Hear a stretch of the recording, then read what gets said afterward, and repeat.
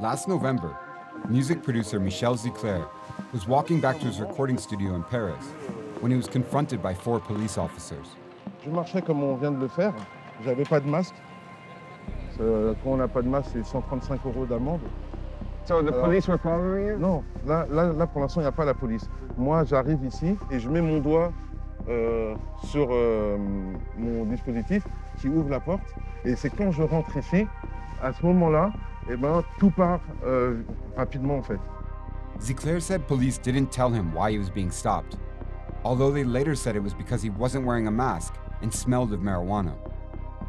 Et quand je lui parle, qu'est-ce qui se passe? C'est ta gueule, sale nègre. J'ai eu le tendon qui relie le biceps au coude, qui a été sectionné. Donc il fallait que je me fasse opérer. Just describe for us what it was like to have 3 police officers, assaulting you here in this tiny space. Ce qu'on ressent là, c'est la peur. On a peur. Je me dis que même s'ils me disent au sol et que je vais au sol, ici, avec toute la haine que j'ai ressentie, ils vont me tuer. Je ne peux pas aller au sol. Ils vont me tuer, les mecs. Et pourtant, je n'ai pas envie de résister. J'ai envie de savoir juste qu'est-ce qu'il y a. Si c'est un contrôle d'identité, je donne mes papiers. N'importe quoi. We only know what happened to Ziclair because the entire incident was recorded on his security camera and on his neighbors' phones. After beating Ziclair for 6 minutes, the police threw a stun grenade in the entrance of the building and then arrested him and 9 others who had been recording inside the studio. Once video of the attack was published on a local news site, a French court dropped the case against Ziclair and opened a new one against the 4 officers for assault and forging official documents. Moi, ce que je pense, c'est que sans les vidéos, je suis en prison. The assault on Ziclair came amid a debate around a controversial new security bill that could criminalize exactly the thing that proved his innocence. The Global Security Bill's most contentious article, Article 24, could make it a crime punishable by a year in prison and a €45,000 fine to post videos online showing police or military personnel if it can be proven that the intent was to harm them. Proposed by President Emmanuel Macron's government, the bill was passed by Parliament just days after the beating of Ziclair. If it's voted by the Senate, it will become law. Nous exigeons l'abrogation de la loi sécurité globale. Nous exigeons la dissolution de l'IGPN. Nous exigeons une même justice pour tous, une justice impartiale. The government says it's meant to protect police from online harassment, but it's angered human rights activists, journalists, and others who say it's a way for the state to censor evidence of police wrongdoing. What worries you most about this new security bill?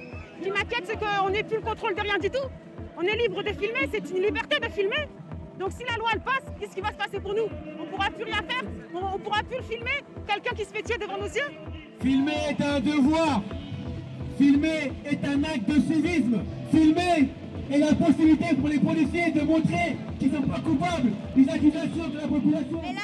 Opponent of the bill, lawyer Arya Alime, has been defending victims of police brutality and says that if it passes, it will become a lot harder to do his job. There have been a number of cases of police brutality, especially targeting people of color in this country. If this new law were in place, what would it mean for those cases and those people who are victims of police brutality? With this law, it will be impossible to get new videos in order to prove the police brutality. That's the objective, the aim of this law. That might sound crazy to people in France and around the world who think of this country as one that embraces freedom and freedom of expression. France, as many European countries, is becoming an illiberal democracy. Since coming to power in 2017, President Macron has faced widespread resistance to his tax reforms and neoliberal policies. He has come to see the police as a crucial ally in suppressing demonstrations, but they've drawn criticism for using excessive force. And like in the US, cell phone and CCTV footage have helped shed light on other incidents of police misconduct that were previously impossible to prove.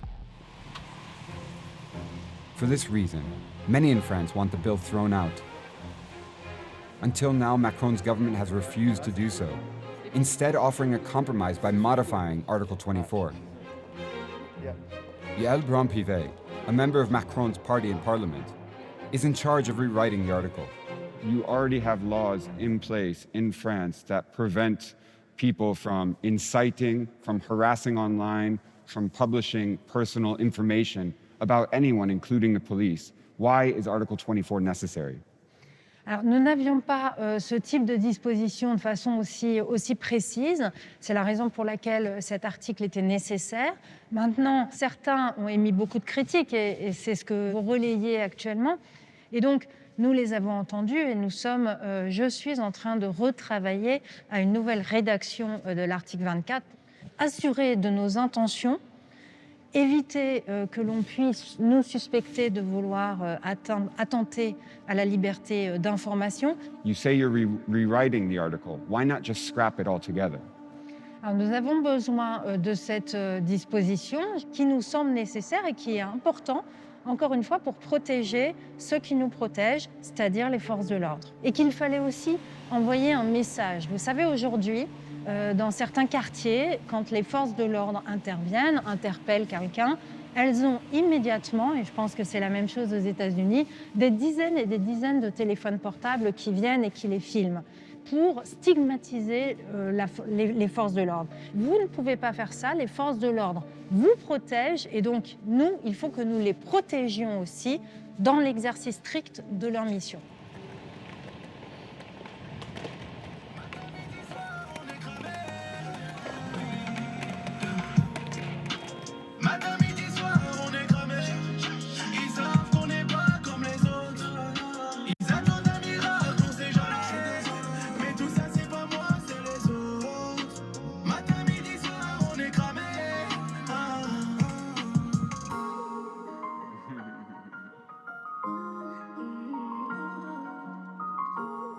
Tu vois, c'est assez incroyable.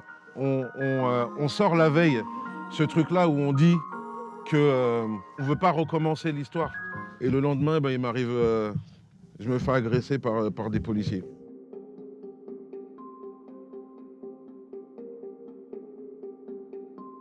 Je me demande comment ça a pu arriver. Je me demande pourquoi ces policiers se sentaient si à l'aise, vu que ces problèmes, ce sont des problèmes qui datent. On a souvent entendu ça. Je me dis que peut-être que nous ne nous sommes pas posé les bonnes questions. Peut-être qu'il faut revoir notre copie et la regarder d'une autre façon.